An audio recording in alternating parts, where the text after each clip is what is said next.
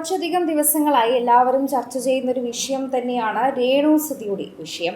ഇപ്പോഴത്തെ ആ വിഷയം വളരെയധികം കാഠിന്യത്തിലേക്കാണ് നീങ്ങുന്നത്.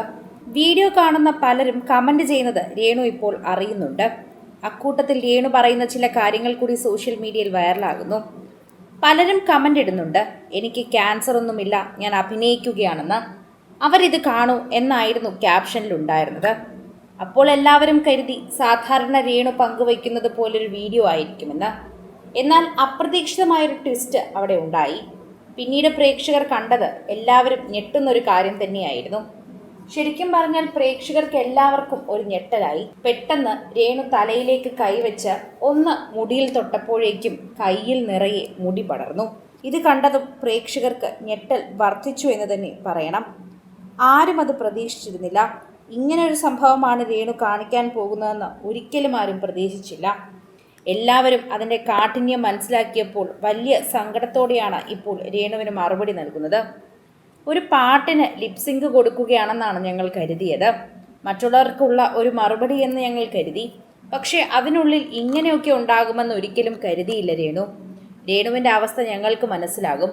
മനസ്സിലാകുന്നവർ മനസ്സിലാക്കിയാൽ പോരെ, എന്തിനാണ് മറ്റുള്ളവരെ നമ്മൾ ബുദ്ധിമുട്ടിച്ച് മനസ്സിലാക്കിപ്പിക്കുന്നത്? ഇതാണ് പലരും ഇപ്പോൾ രേണുവിനോട് ചോദിക്കുന്നത്. ഓരോ തവണയും രേണുവിനെക്കുറിച്ച് ഇത്തരത്തിൽ കമൻറ്റ് ചെയ്യുന്നവർക്കൊക്കെ തന്നെ ഇങ്ങനെ മറുപടി കൊടുക്കാൻ നിന്നാൽ എന്തായിരിക്കും ഇതിൻ്റെ അന്ത്യം?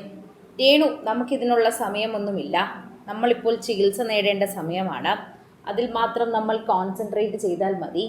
ഇങ്ങനെ റീൽ ഇടുന്നത് കൊണ്ടാണല്ലോ ആളുകൾ കമൻറ്റ് ചെയ്തതെന്ന് പലരും പറയുന്നു. രേണു അതൊന്നും നോക്കണ്ട. രേണു കമൻറ്റ് സെക്ഷൻ നോക്കാതെ തന്നെ ശരിക്കും പറഞ്ഞാൽ വീഡിയോ ചെയ്യണം.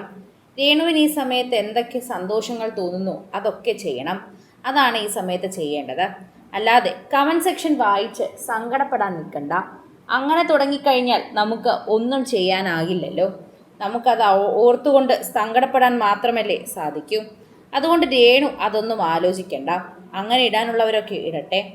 എന്നാലും ക്യാൻസർ വന്നവർക്ക് മുടി കൊഴിയുന്നു എന്ന് പലപ്പോഴും കേട്ടിട്ടുണ്ടെങ്കിലും ആദ്യമായിട്ടാണ് ഇങ്ങനെ കാണുന്നത്. ഇതിൻ്റെ ഭയാനകത്വം ഞങ്ങൾക്കിപ്പോൾ മനസ്സിലാകുന്നു. അത് മനസ്സിലാക്കി തന്നത് രേണു തന്നെയാണ്. ശരിക്കും പറഞ്ഞാൽ രേണു ഈ വീഡിയോ പാവപ്പെട്ടവർക്ക് മാത്രമാണ് ശരിക്കും എഫക്റ്റ് ചെയ്യുക. രേണുവിനെ സ്നേഹിക്കുന്നവർക്ക് മാത്രമാണ് ഇത് വിഷമം പരത്തുക. രേണു ഇത് ചെയ്തപ്പോൾ എല്ലാവർക്കും സങ്കടമായി. ഞങ്ങളാരും രേണുവിൻ്റെ ഈ ഒരു അവസ്ഥ കാണാനല്ല വന്നത്.